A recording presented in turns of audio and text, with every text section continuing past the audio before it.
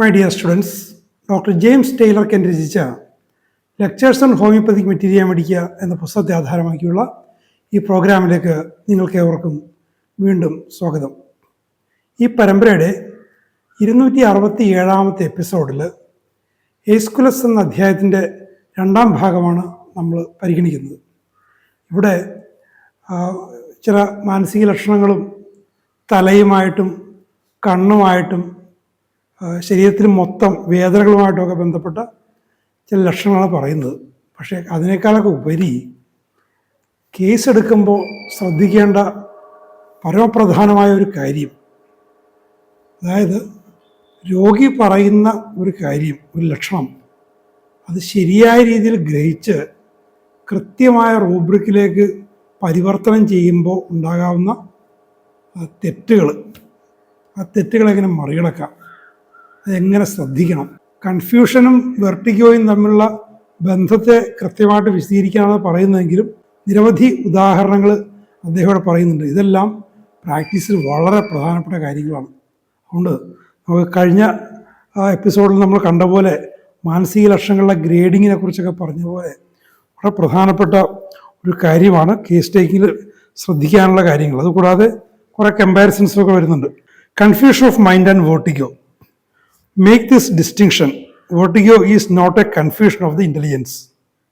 അപ്പോൾ നമ്മൾ ഇത് പറയുമ്പോൾ തോന്നും വെർട്ടിഗോയും കൺഫ്യൂഷനും തമ്മിൽ എന്താണ് ആശയക്കുഴപ്പത്തിൻ്റെ പ്രശ്നം. ഒന്ന് തലകറക്കം, മറ്റൊന്ന് ആശയക്കുഴപ്പം.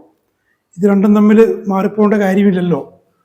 പക്ഷേ കെൻ്റ് തൻ്റെ തന്നെ അനുഭവത്തിൽ നിന്നും മറ്റുള്ളവരുടെ അനുഭവത്തിൽ നിന്നും പറയുന്ന ചില കാര്യങ്ങളാണ്. കാരണം ആളുകൾ വിശദീകരിക്കുമ്പോൾ വഴിയിലൂടെ നടന്നു പോകുമ്പോൾ ഒരു വെർട്ടിഗോയാണ് അയാൾക്ക് ശരിക്കും ഉണ്ടാകുന്നത്.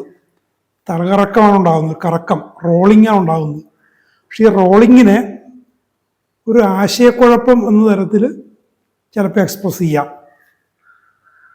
അത് ഒരു കാര്യം, ഈ ഭാഷയുടെ പ്രശ്നങ്ങൾ വരുന്നുണ്ട്.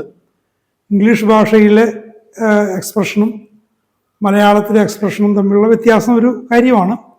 മലയാളത്തിൽ എനിക്ക് തോന്നുന്നു അങ്ങനത്തെ അബദ്ധങ്ങൾ സംഭവിക്കാൻ സാധ്യതയില്ല. എങ്കിലും പല കാര്യത്തിലും ആശയക്കുഴപ്പമുണ്ടാകും. എൻ്റെ പല സുഹൃത്തുക്കളും അങ്ങനെ പറഞ്ഞിട്ടുണ്ട്. അവരുടെ പിന്നീട് അവർക്ക് ദേഷ്യം വന്നിട്ട് പേഷ്യൻസിനെ വഴക്ക് പറയും. അതിൻ്റെ കാര്യമില്ല. അവർ സിംറ്റംസ് എങ്ങനെ പറയണം എന്ന് അവർക്ക് വിശേഷിച്ച് പരിശീലനമൊന്നും കിട്ടിയിട്ടില്ല.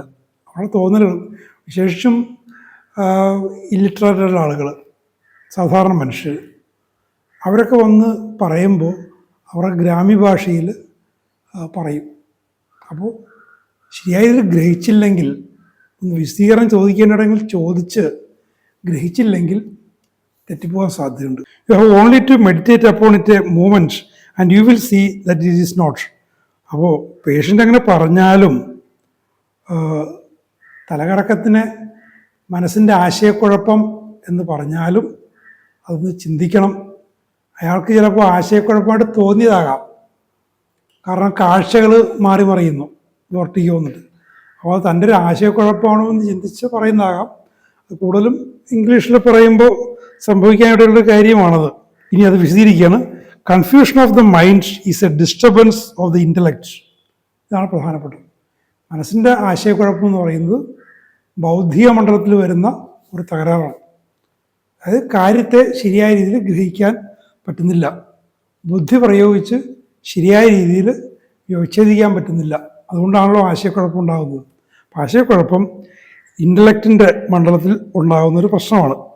അപ്പോൾ നമ്മൾ നേരത്തെ കണ്ടു, അത്തരം കാര്യങ്ങളെ ഗ്രേഡിൽ മധ്യഭാഗത്ത് വരും. ഏറ്റവും കൂടിയവല്ല, ഏറ്റവും കുറഞ്ഞവല്ല, മധ്യഭാഗത്ത് വരും. അത് പക്ഷേ സെൻസോറിയത്തിൻ്റെ ഡിസ്റ്റർബൻസ് അല്ല, not a disturbance of the sensorium. You will make a distinction between staggering when walking and a period of disturbance of the mind with inability to think clearly. അപ്പോൾ നടക്കുമ്പോൾ സ്റ്റാഗറിങ്, ഇങ്ങനെ അടിയാടി പോകുന്നു, തലകറക്കം ഉണ്ടാകുന്നു, അത് ആശയക്കുഴപ്പത്തിൻ്റെ വിഷയമല്ല, ഒന്ന് സെൻസോറിയത്തിൻ്റെ വിഷയമാണ്. നമ്മളുടെ അനുഭൂതികളുടെ മണ്ഡലത്തിൽ സെൻസ് ചെയ്യുന്ന പരിസരങ്ങളെ നമ്മൾ സെൻസ് ചെയ്യുന്നതിൽ വരുന്ന കുഴപ്പമാണത്. മറ്റത് ഇൻ്റലക്റ്റിൻ്റെ മണ്ഡലത്തിൽ വരുന്നതാണ്. Vertigo is a sensation of rolling and belongs to the sensorium.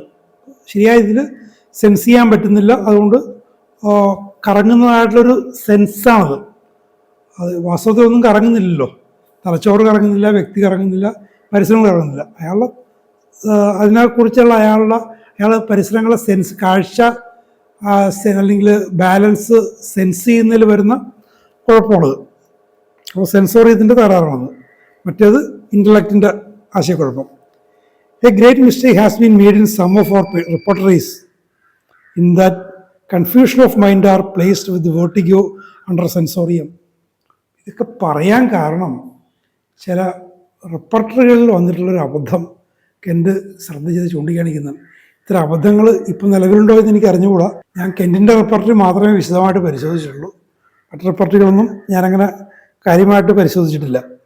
അപ്പോൾ ചില റിപ്പോർട്ടറികളിൽ മനസ്സിൻ്റെ ആശയക്കുഴപ്പവും സെൻസിൻ്റെ ആശയക്കുഴപ്പമായ വെർട്ടിഗോയും സെൻസോറിയം എന്നുള്ള ആ ഒരു ഭാഗത്ത് വന്നിരിക്കുന്നു. കൺഫ്യൂഷൻ എന്ന് പറയുന്നത് സെൻസോറിയത്തിൻ്റെതല്ല. These things must be thought out carefully. ഇത്തരം കാര്യങ്ങൾ ശ്രദ്ധാപൂർവം ചിന്തിക്കണം. ഇത് മാത്രമല്ല, ഇങ്ങനെ പ്രശ്നമുണ്ടാകുന്ന നിരവധി സാഹചര്യങ്ങളുണ്ടാവും പ്രാക്ടീസിന്.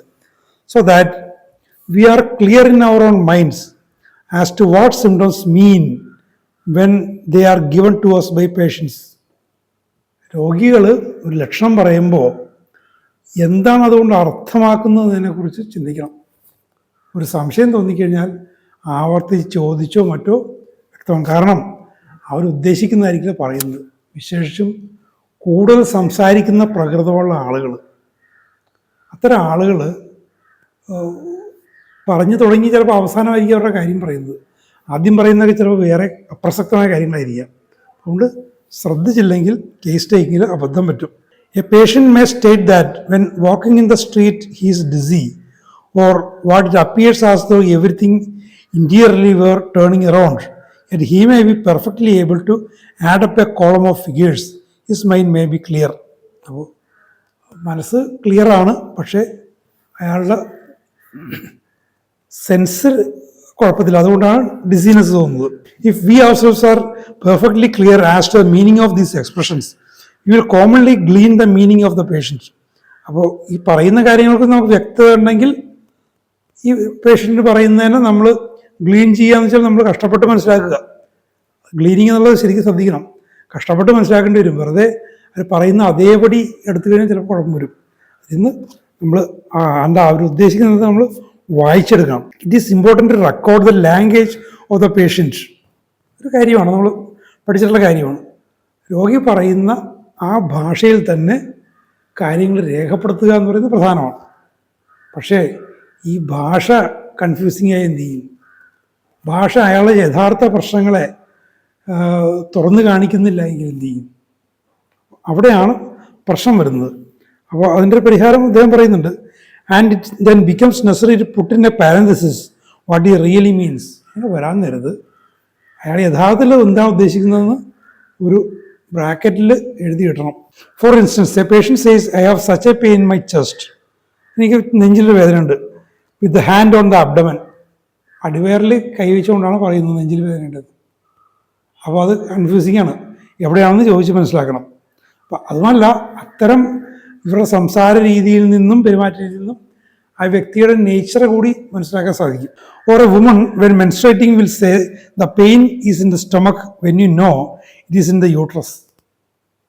ഒരു സ്ത്രീ ആർത്തവകാലത്ത് വേദന, വയറിൽ വേദന, ഇപ്പോഴും പറയുന്ന വയറുവേദന എന്നാണ് പൊതുവെ അതിനെക്കുറിച്ച് പറയുന്നത്. പക്ഷേ വേദന വയറ്റിലല്ല, യൂട്രസിലാണ്. അപ്പോൾ അത് രേഖപ്പെടുത്തി, വയറിൽ വേദനയെന്ന് രേഖപ്പെടുത്തി വെച്ചാലും എന്താണ് ഉദ്ദേശിക്കുന്നത് നിങ്ങൾ ബ്രാക്കറ്റിൽ എഴുതി വെക്കണം. Patients must be questioned often times as to their statements. ഉണ്ടോ? അതാണ് പ്രധാനപ്പെട്ട ഒരു കാര്യം. പേഷ്യൻസ്, രോഗികൾ പറയുന്ന കാര്യങ്ങളെ വെച്ചുകൊണ്ട് അവരെ പലപ്പോഴും ചോദ്യം ചെയ്യേണ്ടി വരും. അല്ലെങ്കിൽ അവർ പറയുന്ന തെറ്റായ, കൺഫ്യൂസിങ് ആയ, മിസ്ലീഡിങ് ആയ കാര്യങ്ങൾ വെച്ച് നമ്മൾ കേസിൽ മുന്നോട്ട് പോകും, തെറ്റായ ഔഷധത്തിലേക്ക് എത്തുകയും ചെയ്യും. Or request to place the hand upon the painful part. അപ്പോൾ വേദനയുടെ കാര്യം പറയുകയാണെങ്കിൽ വേദനയുടെ ഭാഗത്ത് കൈവച്ച് കാണിക്കാമോ എന്നൊന്ന് ചോദിക്കണം. In the same way, therefore, patients talk about dizziness when they are not dizzy at all. Dizziness ഇല്ലാത്തപ്പോഴും ഡിസീനസ് എന്ന് പറയും. But feel a confusion of mind. മനസ്സിൻ്റെ ആശയക്കുഴപ്പമായിരിക്കും, പക്ഷെ പറയുന്നത് ഡിസീനസ് എന്നാണ്. അതുപോലെ ഇപ്പോൾ ശ്രദ്ധിക്കേണ്ട ഒരു കാര്യം എന്ന് വെച്ചാൽ ഭാഷയുടെ പ്രശ്നം. നമ്മൾ മലയാളത്തിൽ ആരും ഇപ്പോൾ പൂർണ്ണമായിട്ട് ശുദ്ധ മലയാളത്തിൽ സംസാരിക്കാറൊന്നുമില്ല. ഇംഗ്ലീഷും മലയാളവും ഒക്കെ കൂട്ടിക്കലർത്തി സംസാരിക്കും. അപ്പോൾ ഇംഗ്ലീഷ് വാക്കുകളുടെ അർത്ഥം അറിയാതെ മറ്റുള്ളവരും ഇംഗ്ലീഷ് സംസാരിക്കുമ്പോൾ ഞാനും ഇംഗ്ലീഷ് സംസാരിച്ചില്ലെങ്കിൽ ഡോക്ടറിനെ കുറിച്ച് എന്ത് വിചാരിക്കുമെന്ന് കരുതി തെറ്റായ ഇംഗ്ലീഷ് പദങ്ങൾ ഉപയോഗിക്കുന്ന രീതിയുണ്ട്. ഞാൻ പലപ്പോഴും ശ്രദ്ധിച്ചിട്ടുണ്ട്. അസ്ഥാനത്ത് തെറ്റായ ഇംഗ്ലീഷ് പദങ്ങൾ ഉപയോഗിക്കും. അവരവരുടെ ഒരു സമൂഹത്തിൽ അവരുടെ ഒരു വില സൂക്ഷിക്കാൻ വേണ്ടി അവർ ചെയ്യുന്നതാണ്, അർത്ഥമറിയാതെ. അങ്ങനെയുള്ള ആളുകളുണ്ടാകും.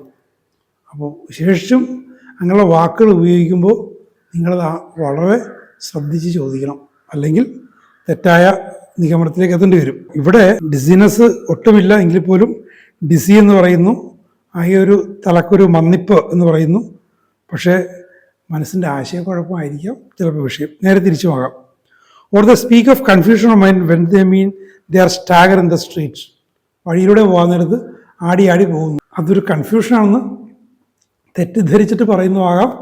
തെറ്റായ വാക്കുകൾ ഇപ്പോൾ നമ്മളെ മലയാളികളെ സംബന്ധിച്ചിടത്തോളം ചില ആളുകൾ തെറ്റായ ഇംഗ്ലീഷ് വാക്കുകൾ ഉപയോഗിക്കുകയും ചെയ്യാം. It is in the nature of this remedy to have flying pains all over the body. ഈ എസ്കുലസിൻ്റെ സ്വഭാവത്തിൽ തന്നെ ഉണ്ട് അങ്ങുമിങ്ങും പറന്ന് കളിക്കുന്ന വേദനകൾ. ഇപ്പോൾ കാണുന്ന സ്ഥലത്തായിരിക്കില്ല അടുത്ത സമയം വേദന നിൽക്കുന്നത്, പറന്ന് കളിക്കുന്ന വേദന. ഇനി അവിടെ ഒരു സിമിലാരിറ്റീസ് പറയുന്നുണ്ട്, ലൈക്ക് പൾസാറ്റില ആൻഡ് കാലിക്കാർപ്പ്. പൾസാറ്റിലയും കാലിക്കാർപ്പും പോലെ flitting, sharp, shooting, tearing pains, flying from one part to another. They seem at times to be scarcely more than skin deep. അപ്പോൾ വേദനകൾ എങ്ങനെയാണ്? ഫ്ലിറ്റിംഗ് എന്ന് വെച്ചാൽ പ്രവചിക്കാൻ പറ്റില്ല, എവിടെ വേദന വരും എന്ന് പറയാൻ പറ്റില്ല, വരുമ്പോൾ വരാം അറിയാം എന്നുള്ളതേ ഉള്ളൂ. ഷൂട്ടിംഗ് പെയിൻ, തുളച്ചു കയറുന്നുള്ള വേദന. Tearing pains, flying from one part to another, ഒരു സ്ഥലത്ത് നിന്ന് മറ്റു സ്ഥലത്തേക്ക് വേദന പറക്കുകയാണ്. They seem all times to be scarcely more than skin deep. പക്ഷെ ചിലപ്പോഴൊക്കെ ഇത് തൊലിയുടെ അടിയിൽ മാത്രമുള്ള വേദന അങ്ങനെയും ആകാം. Sometimes they fly along the course of the nerves. ചിലപ്പോൾ ഒരു നാഡിയുടെ ആ പോകുന്ന വഴിക്കായിരിക്കും ഈ വേദന പറക്കുന്നത്. നാഡി അവിടെ ഇൻവോൾവ് ആയെന്നർത്ഥം. This remedy is full of headache. Headache ടൈപ്സിലാണ്. പലതരം തലവേദനകളുണ്ട്, പല ഭാഗത്തും വേദനയുണ്ട്. ഈ ഫ്ലൈയിങ് എന്നുള്ള നേച്ചർ തലവേദനയുടെ കാര്യത്തിൽ ആപ്ലിക്കബിൾ ആണെന്ന് തോന്നുന്നു. There's also dull aching pain when it seems that the brain would be pressed out. തലച്ചോറ് ഇങ്ങനെ ഞെക്കി പുറത്തേക്ക് എടുക്കുകയാണെന്ന് തോന്നുന്ന തരത്തിലുള്ള ഒരു dull pain. But especially are these pains felt in the back of the head, as if the head would be crushed. തല ഇങ്ങനെ അങ്ങോട്ട് ഞെരിച്ച് പൊട്ടിച്ചാലെന്ന പോലെ തലയുടെ പിൻഭാഗത്ത് വേദന. ഇറ്റായിസാണ്. Hard aching pains, violent aching pains, fullness of the brain. എല്ലാത്തരം വേദനകളുണ്ട്. തലച്ചോറ് നിറഞ്ഞിരിക്കുന്ന പോലെ. ഇറ്റാലിയന് കൊട്ടേഷനാണ്. Dull frontal headache from right to left. മുൻഭാഗത്ത് വേദന, വലതുവശത്ത് ഇടതുവശത്തേക്ക്. ഇതൊക്കെ ഒരു പേഷ്യൻ്റിൻ്റെ ഒരു പ്രൂവറുടെ എക്സ്പ്രഷൻ മാത്രമാണ്, അത് പൊതുവെ കാര്യമായിട്ട് എടുക്കണ്ട. With constructive feelings of skin forehead. നെറ്റിയിലെ വേദന, നെറ്റിയിലെ തൊലി ഇങ്ങനെ വലിഞ്ഞു മുറുകിയിരിക്കുന്ന പോലെ തോന്നില്ല, അതിനോടൊപ്പം വേദനയും. Fullness of the head with dull heavy pains, aching in the forehead, pain over the right eye. അപ്പോൾ തല മുഴുവൻ ഒരു ഡൾ പെയിൻ, തലക്ക് ഭാരമുള്ള തരം വേദന, വലത് കണ്ണിൻ്റെ മേലെ വേദന. ഇനിയും കൊട്ടേഷനാണ്. Neurology pains in the right supraorbital region, shooting in left parietal bone, later in right. ഇതൊക്കെ കൊട്ടേഷൻസ് ആണ്. നാഡീസംബന്ധമായ വേദന തലയുടെ ഒട്ടുമിക്ക ഭാഗങ്ങളിലും ഉണ്ട്. ഫോർമിക്കേഷൻ ഓഫ് ദ സ്കാൽപ്പ്, തലയോട്ടിയിൽ ഉറുമ്പരിക്കുന്ന പോലെ, പുഴു അരിക്കുന്ന പോലുള്ള തോന്നൽ. ഇതിനെക്കുറിച്ച് നല്ലൊരു വിശദീകരണം കണ്ടു തരുന്നുണ്ട്, ശ്രദ്ധിക്കേണ്ട കാര്യമാണ്. If you examine the skin you will find formication, tickling and shooting and itching all over the body. നമ്മൾ തലയിൽ പുഴുവരിക്കുന്ന പോലെ എന്ന് പറയുന്നു. അതുപോലെ തൊലി പരിശോധിച്ചാലും അവിടെയും ഇതേപോലെ ഉറുമ്പോ പുഴുവോ ഒക്കെ അരിക്കുന്ന പോലൊരു തോന്നലുണ്ട്. ഇക്കിളി പോലെ തോന്നലുണ്ട്. ഇനി ഷൂട്ടിംഗ് പെയിൻ ഉണ്ട്. ശരീരം മുഴുവൻ ചൊറിച്ചിലുണ്ട്. So what there is in the scalp is only what belongs to the remedy in all parts.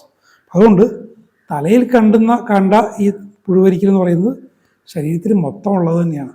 ചില പ്രൂവേഴ്സ് അങ്ങനെ പറയുന്നു, അങ്ങനെ എഴുതി വെക്കുന്നു എന്നേ ഉള്ളൂ. പക്ഷെ അത് മൊത്തം തൊലിക്കും ബാധകമാണ്. ഈ കണ്ണിനെക്കുറിച്ചാണ്. Aesculus is a wonderful eye remedy. അത്ഭുതകരമായ ഒരു ഔഷധമാണ് കണ്ണുകളുടെ കാര്യത്തിൽ.